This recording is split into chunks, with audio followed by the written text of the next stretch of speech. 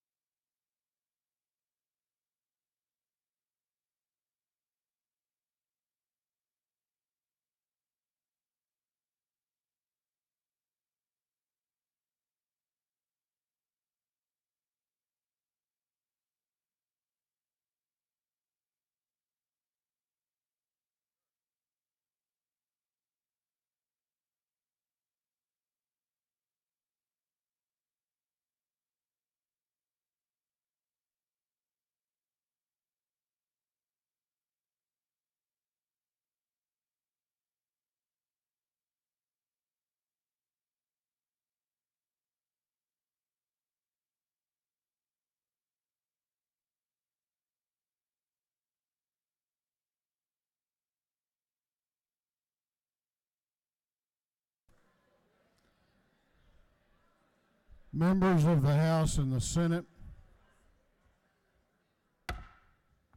members of the House and the Senate, this joint session of the Georgia General Assembly will now come to order. Chair will ask the clerk to read a resolution. House Resolution 97 by Representative Burns, the 159th. A resolution calling a joint session of the House of Representatives and the Senate for the purposes of hearing a message from the Chief Justice of the Supreme Court, inviting each other justices of the Supreme Court and each judge of the Court of Appeals to be present at the joint session and for other purposes. Thank you, Mr. Clerk. Before I introduce our guest up here on the podium, I want to make some other introductions, beginning with my good friend and colleague and partner across the hall and a former member of this body. He gets to hear that a lot, I know. But please make welcome the Lieutenant Governor of Georgia, Jeff Duncan.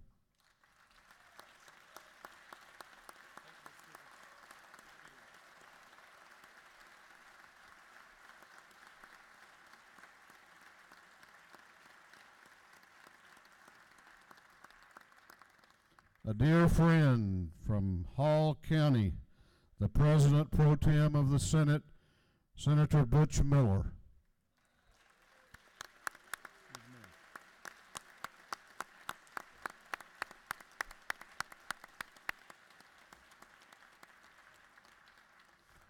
The best partner in crime that a speaker can have is a good Speaker Pro Tem.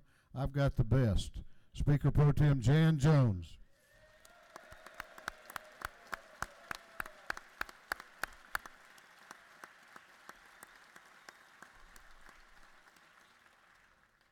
The judges of the Court of Appeals of Georgia.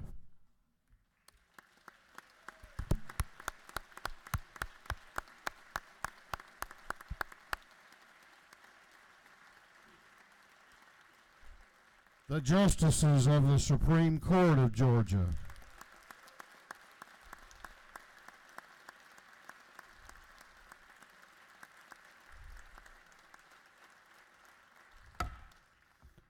Members may be seated. We are very honored today to receive the State of the Judiciary from the Chief Justice of the Supreme Court of Georgia, Harold D. Melton. Chief Justice Melton was appointed to the Georgia Supreme Court by Governor Sonny Perdue in 2005, and it was sworn in as Chief Justice in 2018. Prior to joining the court, he served as executive counsel to Governor Perdue, representing the governor on a number of legal issues covering the entire scope of state government. Chief Justice Melton received his bachelor's degree from Auburn University, and then in an effort to correct the error of his ways, got his law degree from the University of Georgia.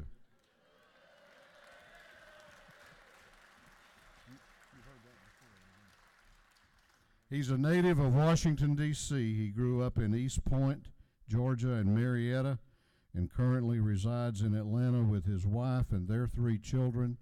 He's a great friend and a great jurist. Please make welcome to this chamber, to this joint session, the Chief Justice of Georgia's Supreme Court, Harold Melton.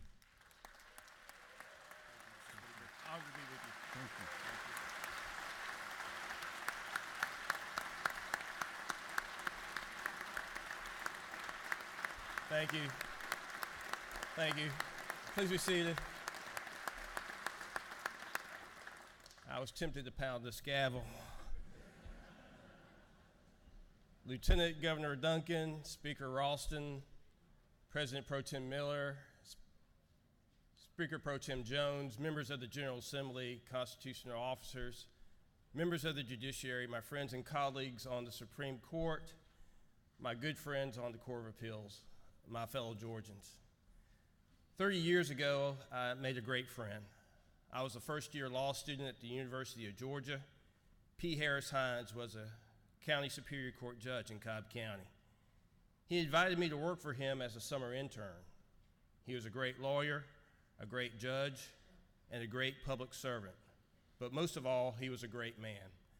Because of the love and kindness he extended so freely to others, the late Chief Justice Hines was loved and cherished by every member of our court, our staff, and just about every person who met him.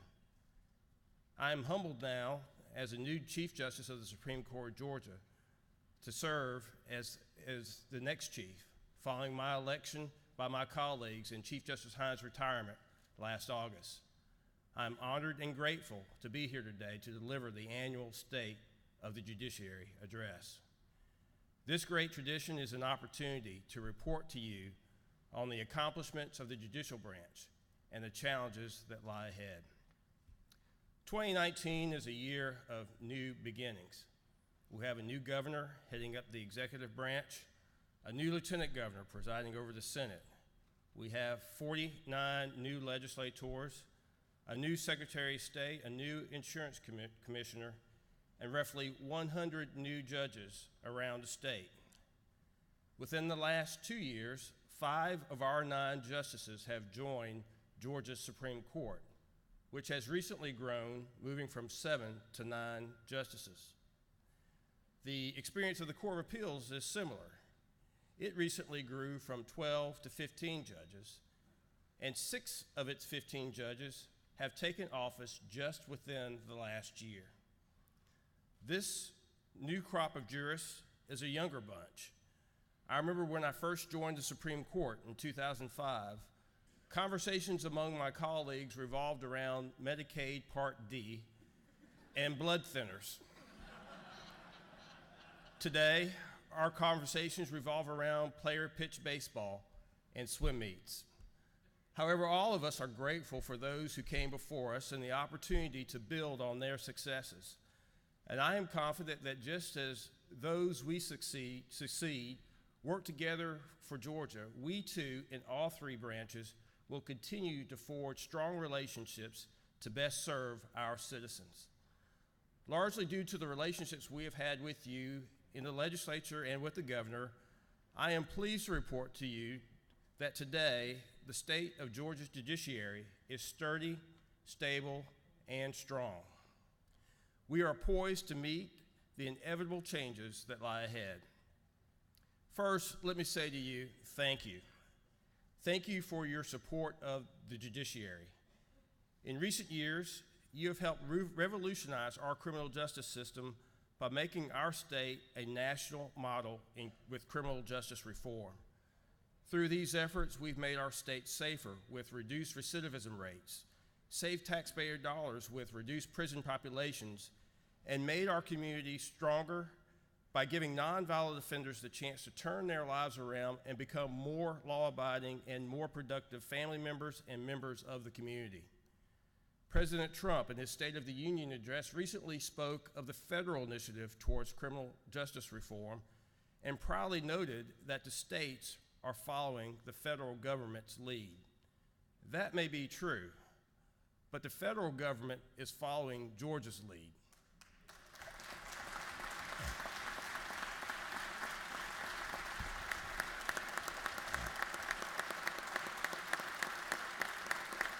Thank you.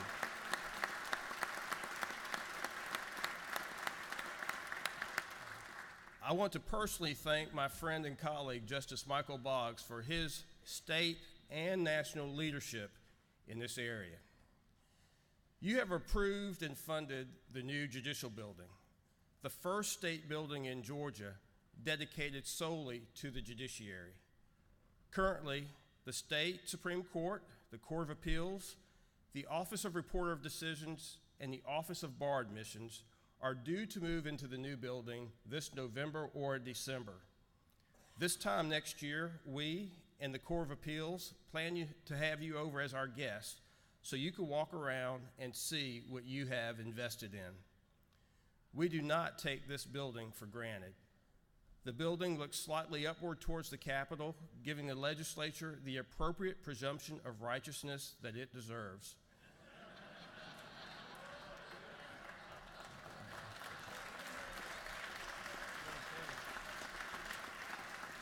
But at the same time, it looks squarely at the Capitol in readiness to do our jobs.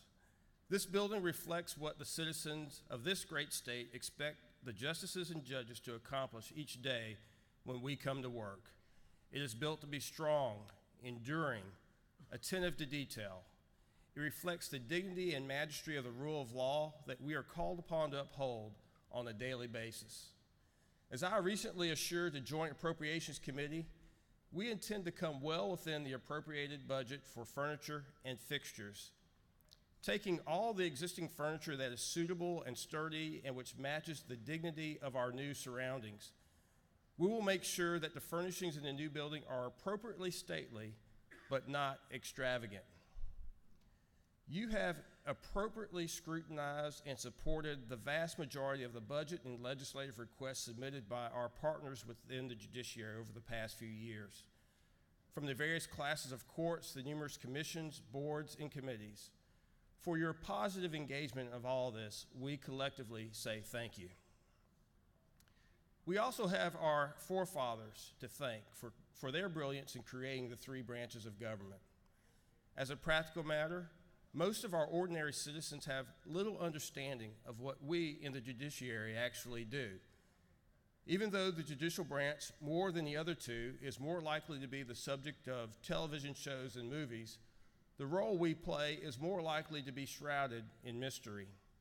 As judges, we take an oath to uphold the rule of law, to apply the law fairly and squarely to all who come before us, regardless of their status or socioeconomic background.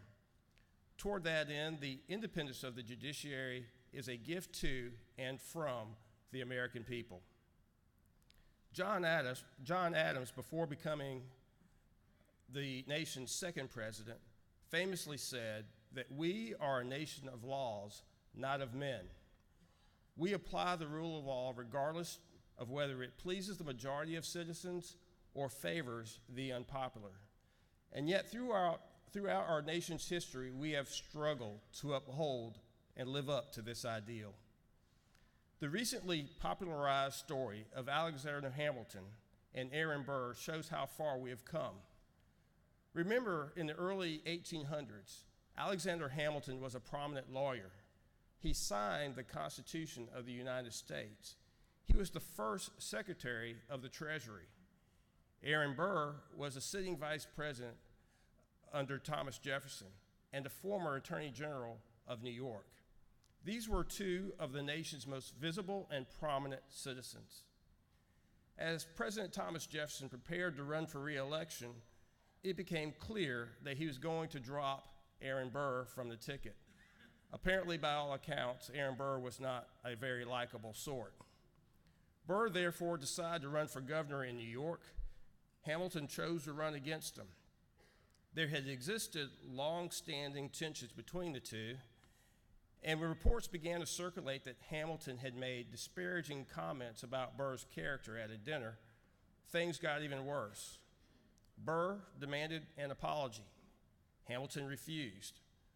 Burr challenged Hamilton to a duel. Hamilton accepted. Dueling was illegal in New York, so they crossed over the river into New Jersey. Hamilton fired first.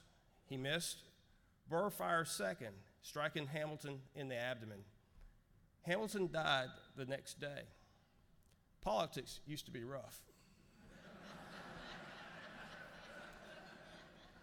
Both New York and New Jersey brought charges against Aaron Burr. Burr fled to South Carolina. He later returned to Washington, D.C., and despite charges pending against him in those two states, he completed his term as vice president. He never stood for trial on those charges in either state. There are other examples in our history where our adherence to the rule of law has fallen short. But fortunately, we have come a long way. We have been on a long but steady journey towards adherence and fidelity to the law, so that now we are at a place where we as judges and you as lawmakers are expected to pay our traffic tickets just like everyone else. Upholding the rule of law is hard work. It takes vision, courage, intelligence, patience, and independence. It takes discipline. I'm grateful to all our state's judges who are working daily trying to get it right. Many of them are here today.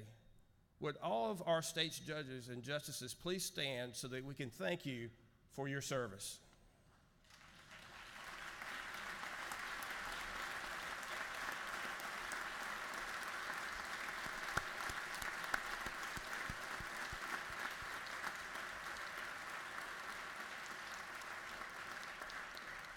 I thank you for being here. And while you're in a standing mood, I hope you will do me a personal favor of honoring my lovely and beautiful wife, Kimberly, who's up in the balcony.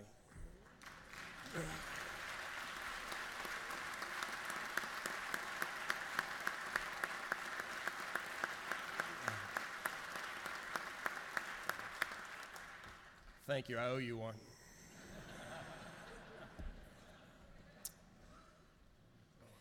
In every generation, we are called upon the rule of law to be a beacon of light, the guidance and assurance of justice and equality. Our present time is no exception, and I am pleased to tell you that we are answering the call. You should each have at your desk a flyer placed on your seat. It is a comprehensive snapshot of our state's judicial system. Included on it, you will see statistics about the state's accountability courts, what some call specialty courts or problem-solving courts. I will not rehash the numbers that underscore these courts' success, but I will touch upon some lessons we have learned from our experience in this area. The fact is that by the time people come into our drug courts, mental health courts, or other specialty courts, they are often at the end of their behavioral timeline. That is because we, the courts, are the end game. Courts only engage once the problem has come to a head and criminal laws have been broken, usually after years and years of bad behavior and experiences. And yet we have enjoyed a tremendous success, largely because we try to get to the root cause of the problem to stifle criminal behavior at its source.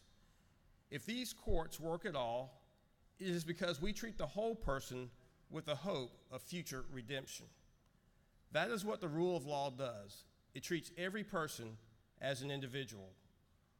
Our specialty courts work because judges and the many dedicated social workers and volunteers working with them take the time to understand the struggles and backgrounds and the individual stories behind the people before them. They form relationships. They build a level of intimacy. Justice Hines always said, "You never know what someone is struggling with, but everyone is struggling with something." So here's the next logical question. If the courts are able to have this kind of success with a population of adults who often have had a lifetime of struggles and bad behavior, can we not have even greater success if we in our communities engage even earlier? Can we accomplish more if we engage earlier in the timeline? We know the paths that people take. You'll see on your flyer the extraordinary number of Georgia's children in foster care. Each child in foster care involves multiple filings in our juvenile courts. We know the challenges these children face put them at a higher risk of getting into trouble, dropping out of school, having babies in their teens, and ultimately coming into our court system. Keeping children with their families and out of foster care is important, and the judicial branch supports reinforcing family ties. Kinship Care is a program that helps do that. It provides legal services to grandparents, relatives, even family friends who are serving as guardians to the children who otherwise might be placed into foster care. Kinship Care works to give these guardians the legal authority they need to make medical decisions, financial decisions, and school decisions for the children. In the Judicial Council's budget request submitted before you, you will have an opportunity to support this effort. I believe the solutions to many of our social ills lie in our communities. The challenge for all of us is to have conversations in our communities, to peel back the layers of the problems that exist in our own backyard, but not just to focus on the problems, but then to venture towards potential solutions, and then take action, recognizing that the relationships and intimacy are at the core of the solutions. These conversations will be different in each community. In Cobb County, where I grew up and went to high school, District Attorney, now GBI Director Vic Reynolds, and other community leaders recognized that they had a growing problem with gangs. In response, Judge Wayne Granis of the Cobb Juvenile Court, a former prosecutor, created a new specialty court that targeted high-risk youth and first-time gang offenders. The goal is to steer them away from gangs and into counseling service and life skill resources that are available both to the youth and to their families. But even here, the courts are dealing with kids after they get into trouble.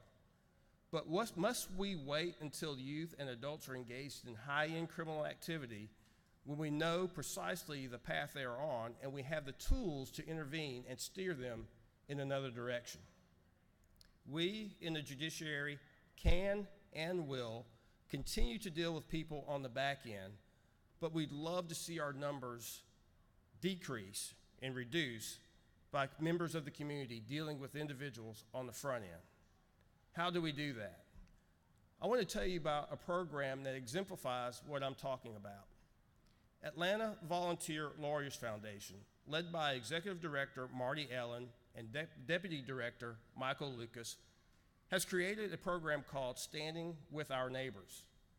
They got involved with the neighborhood of Thomasville Heights in the elementary school there, Thomasville Heights Elementary. Thomasville Heights Elementary was one of the lowest performing schools in the entire state. When they peeled back the layers, they learned that the average tenure of a student at the school was 1.5 years. The Atlanta Volunteer Lawyers Foundation brought in two lawyers, and the lawyers developed relationships with the children and the parents at the school. And I want to show you on the video what happened next. When students change schools, they're more likely to be less engaged. That could lower their grades and increase the risk they will drop out of high school. There's been a turnaround here. Turnover is down, attendance and test scores are both up. Thomasville Heights Elementary has at times been the worst performing elementary school in all of Georgia and one of its poorest. I have students, that have been in 4 or 5 schools. We thought we had a solution. Michael Lucas helps lead the Atlanta Volunteer Lawyers Foundation. He traced the Thomasville Heights turnover problem right across the street. 95% of the school's students live here, a combination of wrongful evictions or deplorable conditions that never seem to get fixed. The solution? Embed a tenant rights lawyer inside the school's front office. These folks are coming to you with issues that are violations of the law. Yes. And they need a lawyer. Yes. And they can't afford one. Yes. And these tenants don't just have me, they have lawyers from the top law firms in Atlanta. They took on over 80 cases involving conflicts with a complex management. I've had tenants cry in court because they knew they had a story and they knew they had a right, but they didn't think they would be able to articulate it and win. Student turnover here dropped from 40% to 25%. In the first year of the program, standardized test scores went up 50%. No one's calling it a miracle turnaround, but it's a solid start.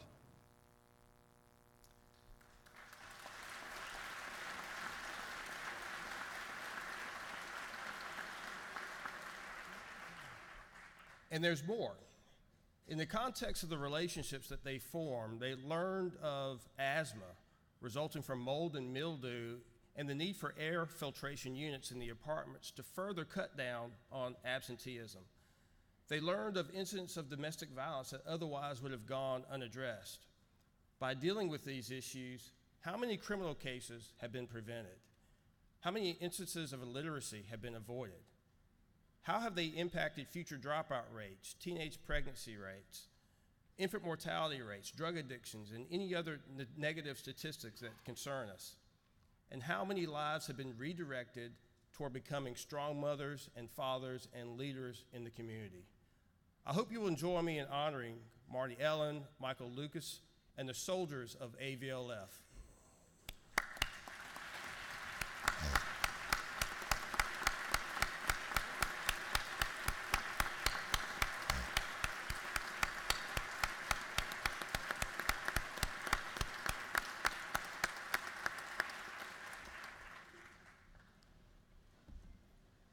I mentioned to you that the judiciary is poised for the inevitable changes that we face in the future.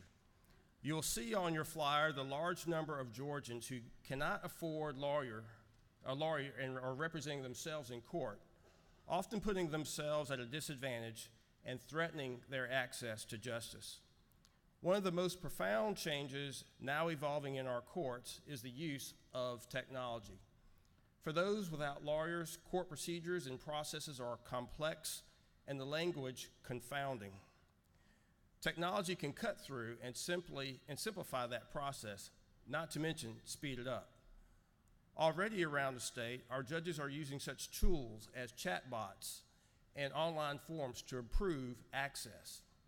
The Council of Magistrate Court Judges, led by Pierce County's Chief Magistrate Judge Glenda Dowling, has developed an online forms generator called The Wizard, which guides self-represented litigants through the process of filling out civil pleadings.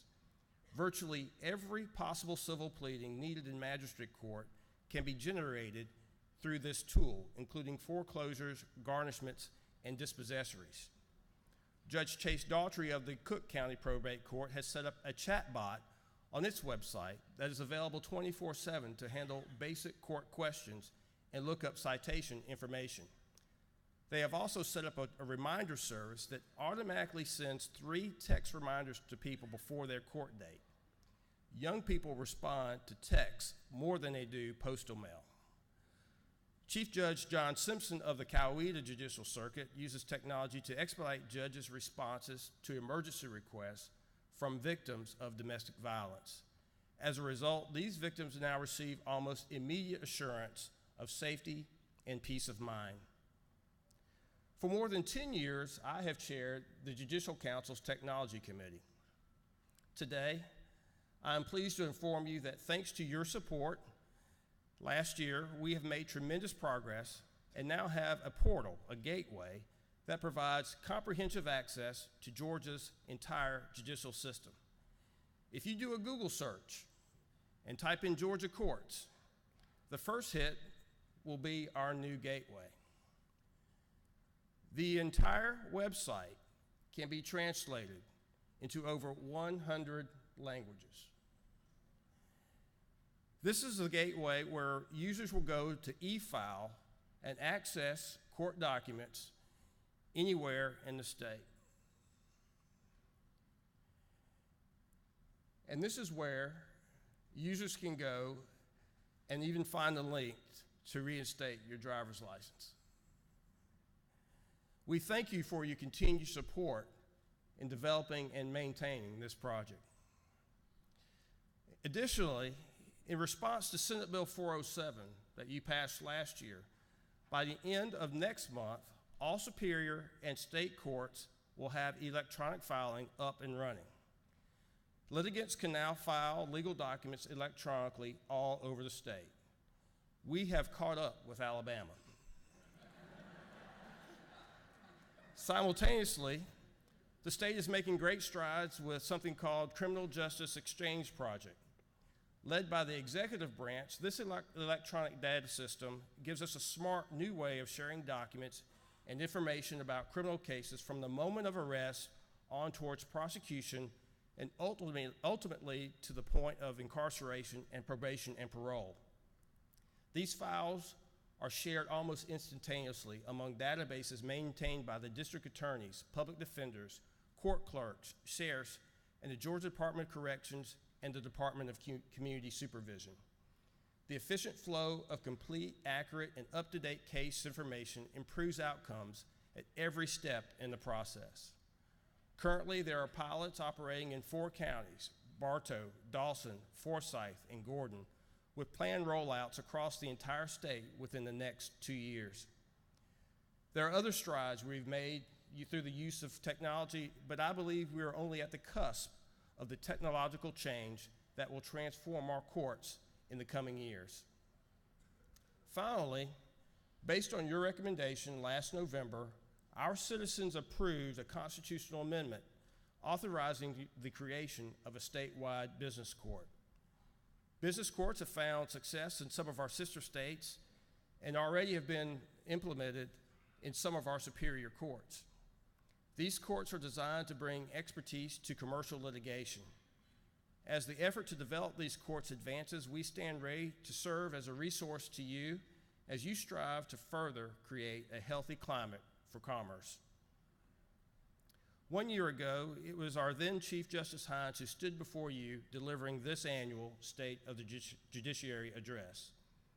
Those of you who were here may recall that at the end of his speech, he paid tribute to his beloved wife, Miss Helen Hines, calling her his springtime at the Masters. What he did not tell you was that he himself was a horrible golfer. His sudden death this past November, only 2 months after his retirement, after 40 years as a judge, has left a hole in many hearts, including my own. Last month, the University of Georgia School of Law announced that it was establishing the Be Kind Fund in memory of Chief Justice Hines to aid law students through internship opportunities and scholarships. Kindness was his legacy.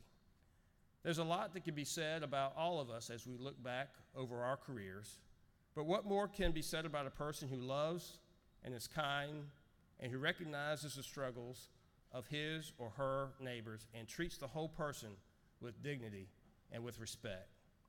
That is my prayer for all of us, that we would be remembered for our goodness and kindness. Thank you, and may God bless the great state of Georgia.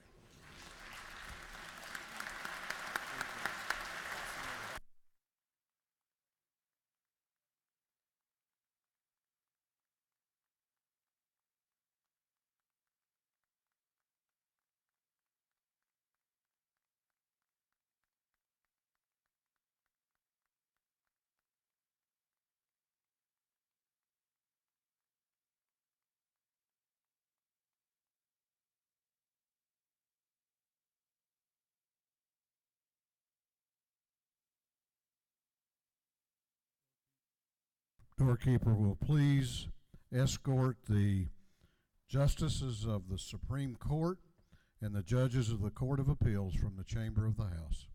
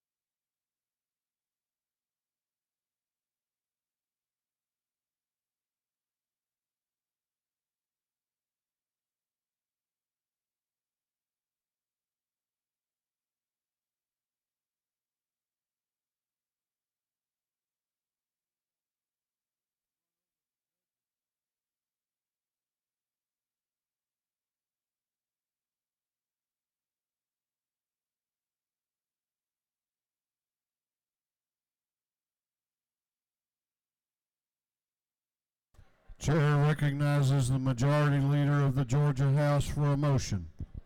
Mr. Speaker, I move that this joint session now be dissolved. The Majority Leader has moved that the joint session of the General Assembly be dissolved. All in favor of the motion will say aye. Those opposed will say no. The ayes have it. And this joint session is hereby dissolved. Madam Doorkeeper. Madam Doorkeeper, will you please escort the Lieutenant Governor, the President Pro Tem, and the members of the Senate from the House chamber?